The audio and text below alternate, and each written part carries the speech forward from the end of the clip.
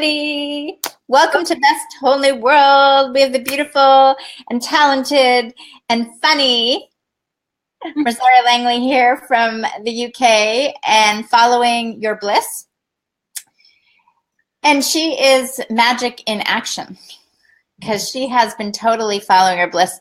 You may think you're following your Bliss, but I would say that she is leading in a whole new way as she stepped out on stage in following her Bliss at Britain's Got Talent, and I want to hear all about it. What happened? Yes, well, I had a call to Manchester, and it isn't before the judges, it's before the producers. There's hundreds and hundreds of people. I don't know how many there were. But eventually you go into what they call a holding room. Mm-hmm. They have some stages there where the acts, such as the dancers and the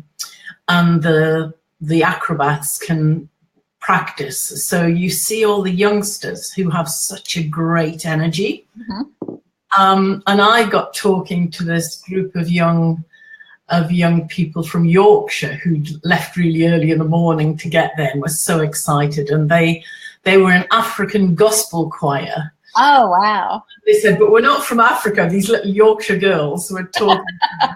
What do you do? And I said, well, I'm doing comedy.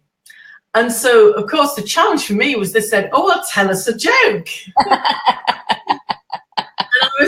And I said, okay. So I told them the story, part of the story of my journey there that morning, and they were, that's funny. And then they said, tell us more, tell us. And they kept saying, tell us more. And so I was telling them, and they said, and they were really laughing and enjoying it, and they were making games out of the stories I was telling them.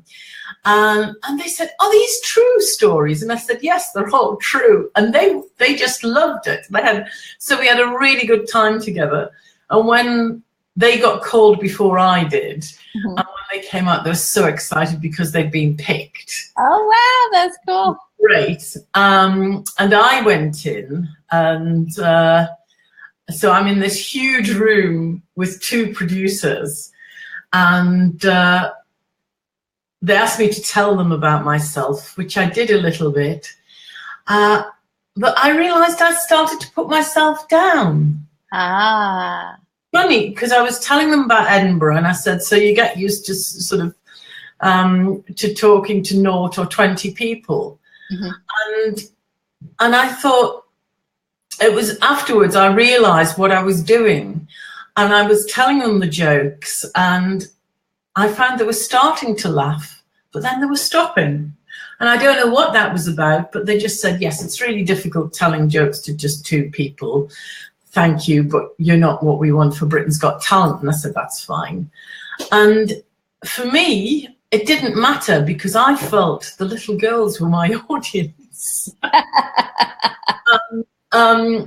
It didn't because some of the people who came out were devastated. Right. And I didn't feel that at all. I felt like I'm getting ready to be ready. And it's practice. And I still, as I'd mentioned to you, because I'd been unwell since I came back from America. And it was actually the first day I felt I had enough voice to do mm-hmm. that. And the journey. And I feel that I'm just getting better each day. And yesterday was my longest day because I had a meeting. And then I went to help a friend put up her art exhibition, which on Saturday, we're doing a 12-hour sound effect for her exhibition. Wow. Because I'm part of this avant-garde band where I grate vegetables. Okay, hold on. You just can't just like talk about you grating vegetables in a band and just skip over that. So when you say an avant band, is everybody playing a very unique instrument? Sound. It isn't necessarily an instrument. If it's an instrument, it mustn't be one that you can play conventionally. Okay, so you have a grater. I'm a percussionist. And we said, you have to bring something that's sort of like out of your comfort zone that you're looking at. in a different way. In fact, the artist I was with yesterday, she often plays cling film. She makes sound effects from cling film, and we often do it to. We started off doing it to silent films, right? Yeah. But then people wanted to see us and hear more of the sound effects, and it's improvised. You know, it's in the moment. But I wanted to go and see her exhibition just to get a flavour of it before I turn up, because I thought I want to choose my vegetables. Because you get such a different sound. I mean, potatoes are quite juicy and squishy. Turnips have a much harder sound. Have you incorporated this into your story? Okay, because I immediately I think of what came to my mind was, okay, you talked about the girls that were loving your stories, because for people that haven't yet to hear you take real life and it's funny, every like real life experience, and you see the joy, which is hence, you know, part of this following your bliss. But it's also your journey that you're following what's in your heart to be laughter. But this idea of creating music out of a grater, okay, at your Advent band, I can see this having a great effect on the younger generation, because they have lost, so many of them have lost their personal imagination. They're just allowing the imagination that comes through the internet dictate their life. Yes, and this is why Arto, who's a Finnish filmmaker friend of mine, he's the founder of the band. And the band has we have like a core group of us of about 6, but it's very flexible. So at the weekend, we're just inviting people to come along and join in. And he's been worried because it's 12 hours, but we said, we're not going to be playing for 12 hours, you know, other people will. Right. And he started off playing a broken banjo, and people were playing cling film and keys and wine glasses and all kinds of different things and dried flowers. And it was just... hold on. How do you play a dried flower? My dried flowers just shrivel. Yeah, but they go, when they're dry, you get the sound of the seed pods and the rustle of the leaves and the petals. Oh, okay. Yeah. And it makes people think of things in a different way. Right. Yeah. You know, people go, you're doing what? I know, I'm like, I have to, next time I get dried flowers, I have to like, okay, yep. Okay. And we'd always been in the darkness, but then we did the late shows, which were a very public performance, but we had to screen the film on the ceiling because there wasn't a wall to project onto. So it meant that people were watching us. Right. You know, look at the ceiling, but it meant we were more visible. Right. And that's when I was asked to do a repeat turnip solo, because they wanted to hear the turnip more. And then people came up to have a feel of how it felt to make that sound. Yeah. Could you do the turnip solo for us next time? Yeah. Yes, I will. Yes. So a turnip makes a different sound than a potato. Yes. Or a carrot. On a grater. On a grater, yes. So that literally like the sound. Yeah. So I know my carrots, but you know, I'm going to be busy shredding music with my vegetables today. It might actually be a new way to cook, because I'm not necessarily excited about it. But if I knew I was making music, if I tuned into that idea that I'm musicking when I'm creating my cooking. Well, this is what we've not had the facilities. We wanted to follow through and create a meal afterwards. I mean, usually what we do is we just take the grated vegetables and make a soup at home. Right. But ideally we'd like to create food in the room, you know, out of the performance. But we're working towards that anyway. But I mean, how it came about was a friend was composing a tune on her ukulele, and she playing along and I was cooking and I was grating vegetables and I started doing the rhythm to her song. And then I said, this actually sounds quite good. So I recorded it on my phone and played it to Arthur. And I said, listen to this. Because he said, what? He said, people won't be able to hear you, but they put a mic in and, you know, I have a mic in the grater.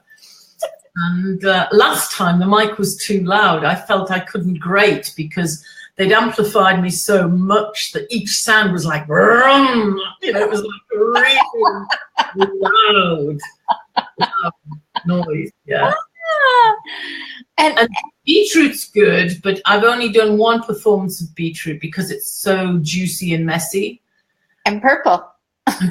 Yeah, and it actually was very appropriate. It was for a friend's last performance. She was dying, so she created a last performance before, you know, and she had that a couple of weeks before she actually passed over. Yeah.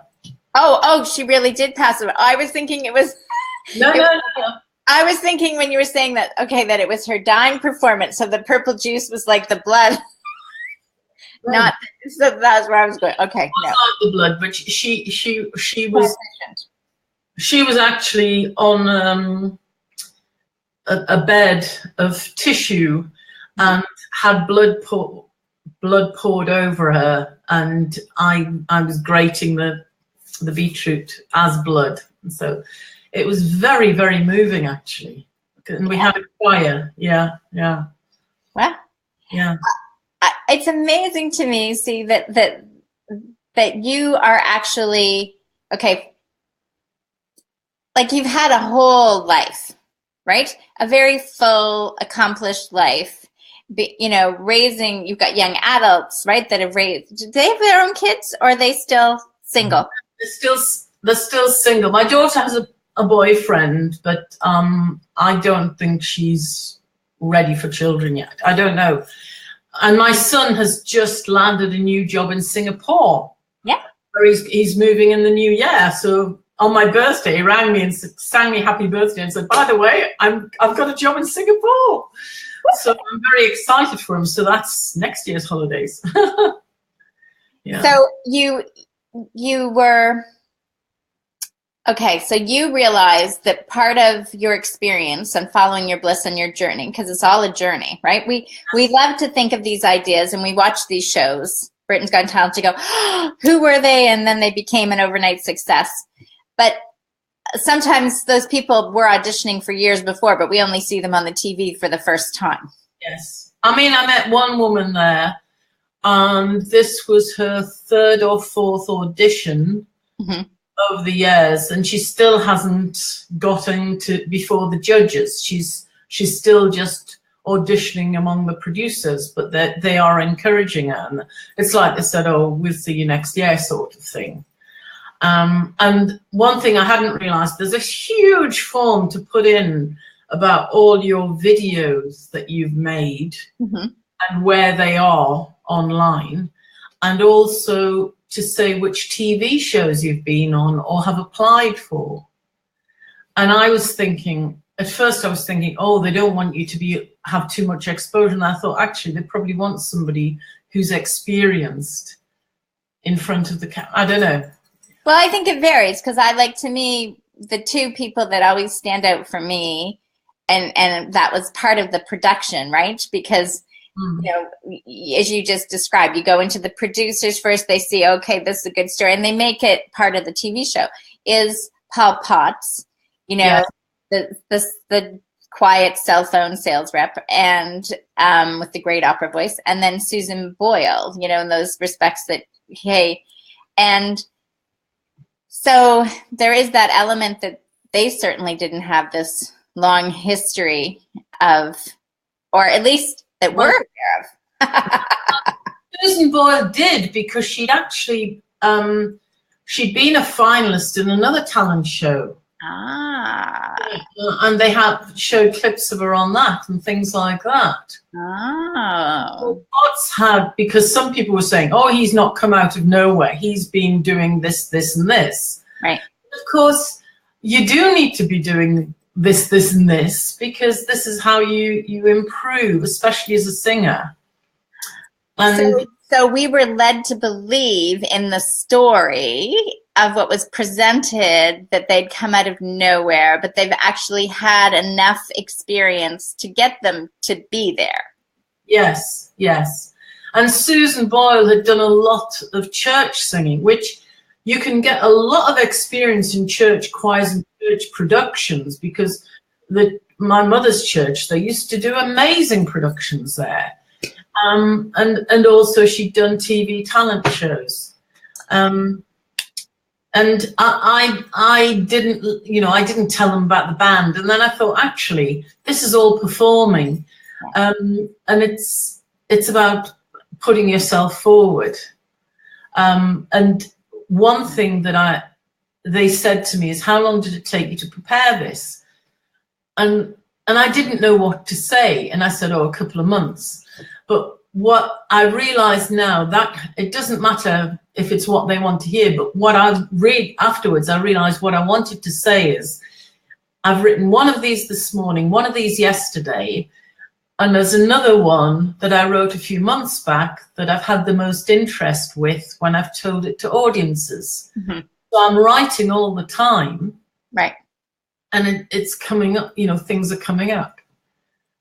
And you see, do you have a program called Blue Peter? We have a program called Blue Peter over here. Okay.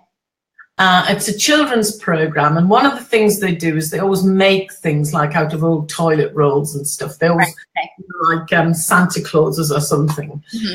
And I feel I've done this for today, because this morning I was busy making my breakfast and I was boiling an egg. And I suddenly realized that I haven't got any egg cups. I was shipping this, and I thought, I've no egg cups. And so I thought, well, what do I do? And I've lived here 6 months, and I usually just take an egg box and cut one out of the egg box. Sure.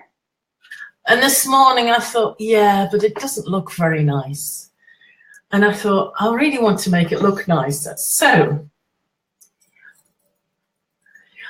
I decorated my egg box. Oh, look at that. That's awesome. And I realized that, because part of me was thinking, oh, this is mad. It's just for you. It is, though. And, how long will it take? And it took me the time it takes to boil an egg. And that's where today's song came from. Because I thought, I'm going to have a song. And right, I was like, when she said egg, I was like, where's the porridge? So the no porridge song, because we're on the egg song now. Okay, so what? And I've messaged you the chorus. Okay. It's fun, fun, fun. There's fun for everyone. Make the time to enjoy your day. Okay. Right. And fun, fun, fun. There's fun for everyone. Make the time to enjoy your day. All I need to have some fun is this time it takes to boil an egg. Boil an egg. Fun, fun, fun. There's fun for everyone. Make the time to enjoy your day. And then I wanted to have some sunshine, but I didn't feel like a walk. Mm-hmm. And then I realized I could just go to the door. And I opened the door and said, all I need to have some fun is to open the door and say hello to the sun. Oh, yeah. Beautiful. Fun, fun. There's fun for everyone. Make the time to enjoy your day. Woo. See? Okay, so these little snippets. So have you got your YouTube channel going yet? No, I'm setting that up. This is something I'm doing. I mean, I was a little bit yesterday. Excuse me, yesterday I felt a little bit overwhelmed because the friend I was helping set the exhibition up for, right, we were talking, she's in the band as well. Mm-hmm. And there's an opportunity to get a studio, an artist studio, and we got very excited about applying for it together. And we rang up, and the deadline's tomorrow. And we decide to apply. And then I go into meltdown when I come home and think, oh my goodness, what have I done? But I feel it's going to be great because she's making videos, and she's done this exhibition. She's been working 7 months on this massive exhibition called Barking Up the Wrong Tree. And the theme is trees, and she's got some huge pieces. And the studio is like 10 meters by 10 meters that we were applying for. Mm-hmm. And part of me is thinking, oh, how will I do it? And this morning, that's why I started with the eggs. I thought, just have fun. Yeah. And it was like when I colored the egg carton in, it was like it released something. Yes. Yes. And this just means I can play and have fun on a bigger scale. And so I want to do that with the YouTube channel. Yeah. Yes. Well, there's so much creativity. I was just, like there is the whole generation that just thinks they have the YouTube channel. There are people that just have the YouTube channel. That's all they have, right? They don't have this whole big, wonderful marketing funnel of things and how to be an online business. And the element of being present, following your bliss, is to me about ease, fun, and play. Yes. And I was doing a segment with Ray Luskin on the healed heart, and we're talking about the art. And yes. In that transformation of whether it's just coloring sometimes, like I remember when she first said, take a color in your non-dominant hand. And when you're feeling, just to start to let the pain out, right? If there's big pain. But it's just sometimes that's it, is there's something around you. Like you can feel, right, that you're just a little, and just releasing, right? Is it coloring, whatever, creating? There's that process of flow because we're designed to be creative beings. And you're so inspiring that you are stepping out and following your bliss. It's like, I think that is the biggest eye-opener for so many people that once upon a time thought you got married, you had a career, and you just got old. Life got old. And I feel like for me, I just turned 55, and I'm feeling like it's complete freedom. It's like I have the experience of what I had and realized how many things that I don't like or what I do like, and now I just have this sense of inner child playfulness that I want people to get, that you can follow your bliss, that you can be in that space of joy. And when other emotions come or other experiences that you thought were sick are just motions, just like the waves, just like the wind, and you just notice it and let it move through you, and you go back to playing, and you're creating egg. What do you call them? Holders? Holders, yeah. For the boiled eggs, the hard-boiled eggs. That's like... I will know that today, because I've thought about having soft-boiled eggs at times, but same thing. I thought, I don't have a holder. I'll just fry it. Yeah. But it's so different, and I don't know if you call them soldiers where in Canada. Yeah, we call them because we've got that British influence. You need a holder to dip your soldiers in. Yes. But maybe you want to tell the soldier story to people that don't know what this, that are like, what? Yeah. And I'm doing this, I forget sometimes what I'm doing until, like yesterday, people pointed out, and this woman's saying to me, yes, I just think, what would Risaria do? Follow your bliss. And I've set a couple of intentions for next month, and one of them is to get your gift out, sort of like unwrap your gift. And this is why I decided to, I said I'm committed to doing 2 weekly shows with you because this feels right. And just doing it. This morning I didn't have a song, but then it comes because I just trust that it will come, because when they come fast. Yeah. So now I'm going to put you right on the spot here. You had the song that just came. So what you have to tell us a story, a joke, something that makes you laugh because you have to practice. So what makes me laugh?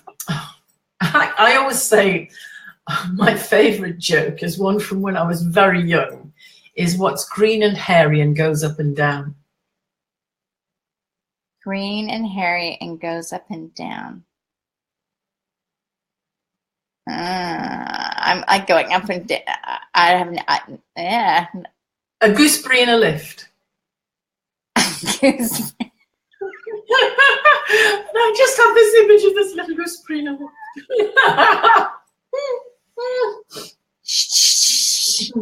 Okay, so here, I got to think of what. Oh no, I can't really. That's not a joke. I was like, okay, this is a longer one, and it's a little X-rated, so maybe I can't say this one. But it's the one that I always remembered. I was taught it as a teenager, so I'm just going to say it now that I said it. Okay, so there was a gentleman, and he was in a relationship with Wendy, and he loved Wendy so much he actually had her name tattooed on his private part. But when it wasn't, with Wendy and fully activated, it just all you could see was WY. Okay, and so obviously he and Wendy broke up because that's part of the story. And one day he happened to be in the men's room, and there was this larger man from a larger black man that was there. And he looked over and he was like, oh my gosh. As he was starting to go to the washroom, he's like, you're going out with Wendy. And he goes, what are you talking about? And he said, well, see, like I had her name tattooed too. He goes, I don't have that tattooed. I have welcome to Jamaica and have a nice day.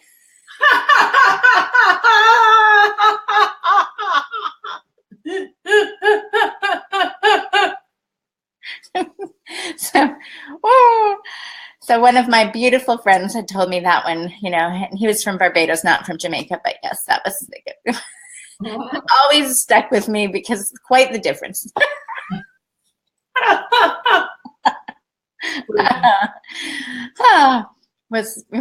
So on a cleaner note, could we have another joke? And we have another joke, yes. Yeah, I think it's because I tend not to think in joke. I'm sort of more an anecdotes and. So go with a story, something that again because. Yeah.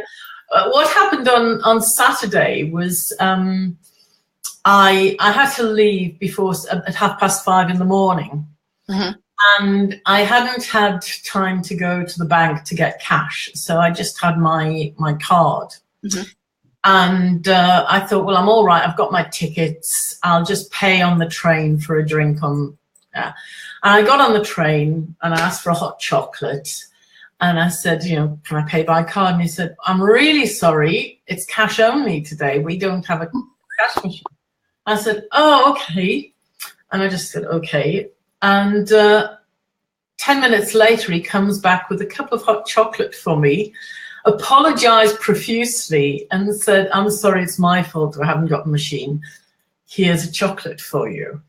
And I began to feel like the man with the $100 note, because I then got off at the station. I said, right, asked the station guy, where do I get the tram to Manchester Central?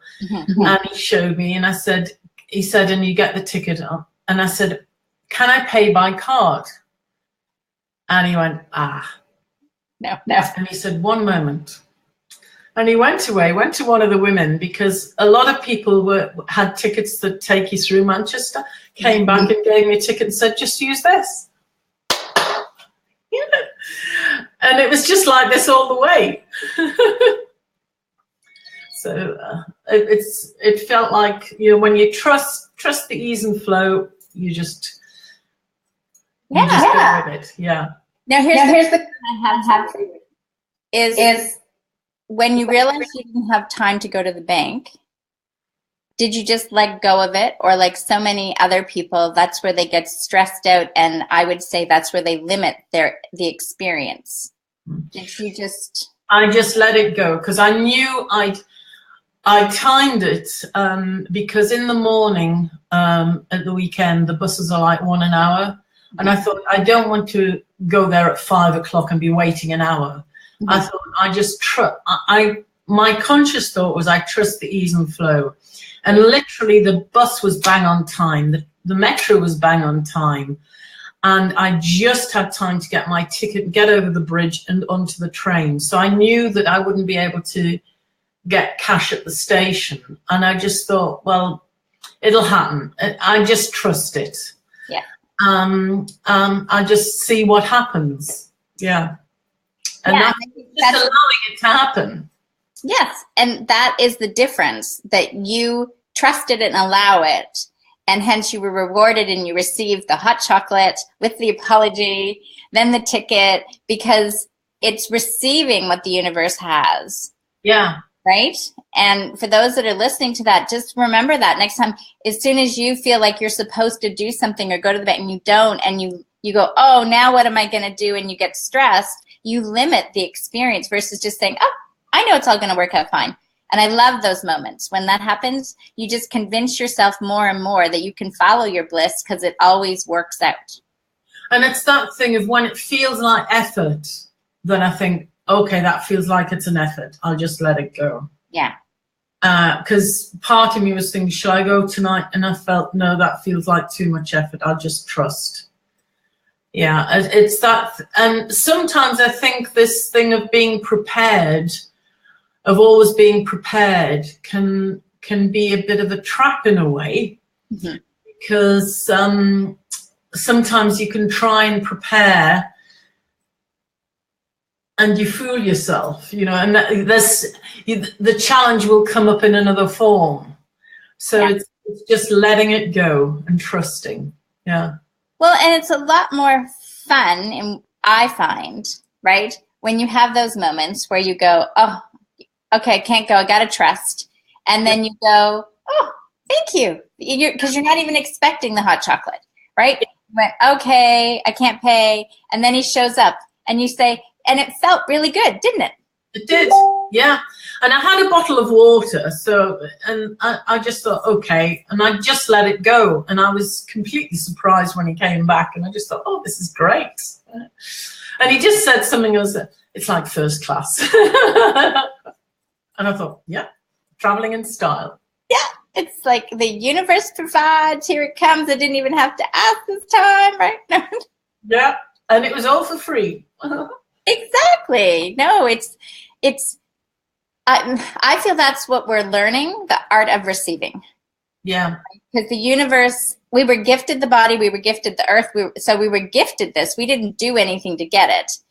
So the idea that we still have to do something to receive is what we are letting go of, because we have to take, action. You had to go on the train, you had to go on your journey to do this experience, to have those experiences, but you received the experience as you let go of being attached. And I also I wanted people to appreciate, I thought, I'm going to tell what I want to tell, and I hope they appreciate. And the little girls really appreciated it, and they wanted more. And that for me was perfect. Yeah. And I feel that those little girls are still talking about you. Right? I think on the last call we did, I talked about when I was in New York and queuing. Did I tell you about the queuing experience? No. Oh, right, because this was the other thing I told the little girls. I said, in New York, I learned how to queue. I thought in Britain we knew how to queue, but in New York, they party when they queue. Because the first night we got there, we had to queue for 2 hours for a table at a restaurant. I mean, we actually went away and had a drink and came back. But everybody's really casual and chatting and getting to know each other in the queue. Because the queue is a fluid thing. Right. they text you, so you're not standing in a rigid line. Right. The next night, we went to this amazing pizza place in Brooklyn, which was near where we were staying. And we got there, and they said, there's a 2-hour queue for a table. And we were like, oh, no. But they said there's a 15-minute queue for a takeaway. And we said, right, we'll get a takeaway. Right. And then there's a queue for the unisex toilet. And so we went to queue for the unisex toilet. I went and my daughter's boyfriend, we went, and it turned out there were these people there who had driven an hour and a half to this pizza place. They said, oh, it's such a good pizza place. We thought we'd just drive over for a pizza. And one of the guys said to the woman, you know, ladies before gentlemen. And she said, no, I'm not doing this gender thing. No, we're not doing this. She said, we'll do rock, paper, scissors. So they're playing rock, paper, scissors. And they said, and we're saying, do we have to wait? And they said, no, you go. So we went into the toilet while they're playing rock, paper, scissors for a turn in the queue to go to the lift. And it was so funny, and these little girls just thought this was hilarious. So they're playing rock, paper, scissors.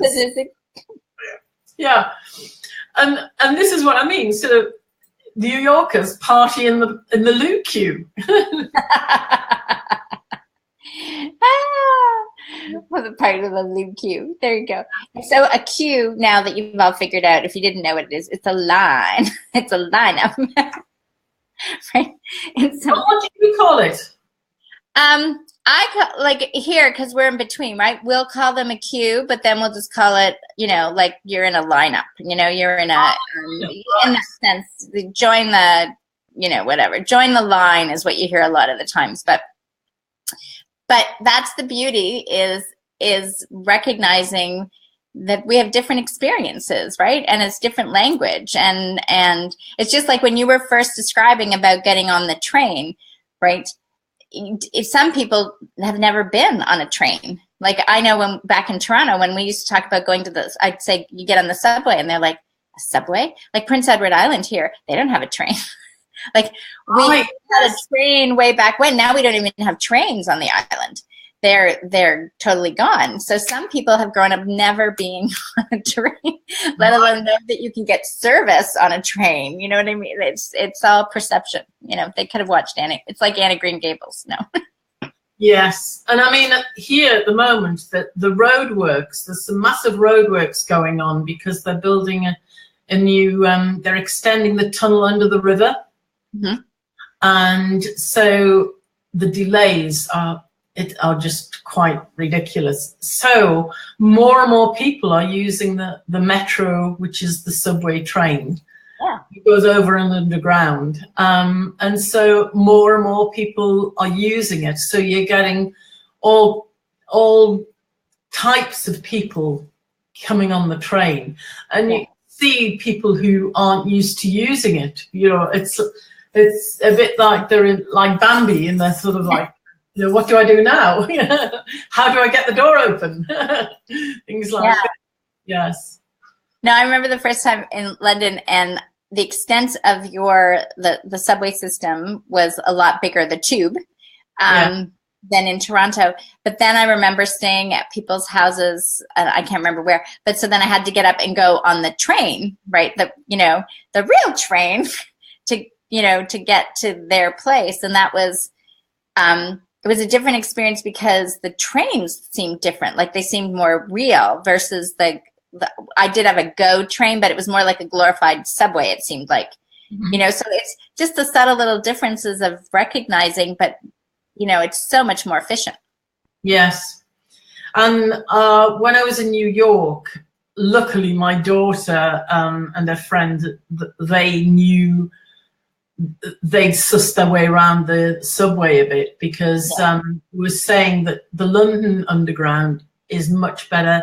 It's easier to understand the way it's laid out, whereas you really have to be on the ball and know which junctions and so on. I was actually writing down which junctions I needed to change at and things, and yeah, keeping it as simple as possible for me for my journey back. But I was thrilled because the train back was all along the Hudson River. Oh, nice. To the airport. So it was absolutely beautiful. It was sunset. So I got some beautiful shots. Yeah. Lovely. Yeah. Well, this is, as always, I love having our conversations because you're an inspiration, and it is just as we two, converse back and forth, and we're just encouraging you all that are listening and watching to follow your bliss, because it's in that there's such a sense of freedom and joy that you'll never experience unless you're tapping in and tuning into that blissful state. Wouldn't you say? Yes. Yes. And it's just about remembering to have fun and enjoy your day. Yeah. Fun, fun, fun. There's fun for everyone. Make the time to enjoy your day. All in when you're making an egg. I'm going to make an egg now. Enjoy it. Don't forget the soldiers. And the soldiers. In it goes. Okay. Have a beautiful one. See you next time. Bye. Bye.